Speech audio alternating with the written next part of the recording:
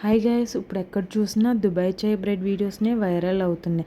సరే ట్రెండింగ్లో ఉంది కదా, మనము ట్రై చేద్దాము. ముందుగా 2 గ్లాసెస్ మిల్క్ తీసుకుని అందులో లెమన్ వేసి పాలని విరగొట్టుకోవాలి. ఆ విరగొట్టుకున్న పాలని వడకట్టుకుని అది మిక్సీ జార్లో వేసుకుని 2 table spoon milk powder, 2 table spoon sugar వేసి మిక్సీ చేసుకోవాలి, బాగా క్రీమీ టెక్స్చర్ వచ్చేలాగా. ఇప్పుడు చాయ్ పెట్టుకోవాలి. చాయ్కి సరిపడా పాలు తీసుకొని అందులో టీ పౌడర్ వేసి సరిపడా షుగర్ కూడా వేసుకొని 1/2 ఇంచ్ జింజర్ కూడా వేసి బాగా మరిగించి, మీలో ఎవరైనా దుబాయ్ చాయ్ బ్రెడ్ రెసిపీ ట్రై చేశారో లేదా నాకు కామెంట్ సెక్షన్లో కామెంట్ చేయండి.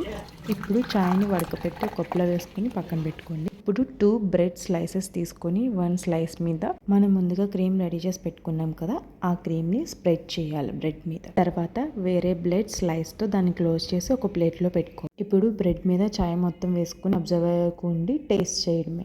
నాకైతే అంత సూపర్ ఏం లేదు, యావరేజ్గా ఉంది టేస్ట్.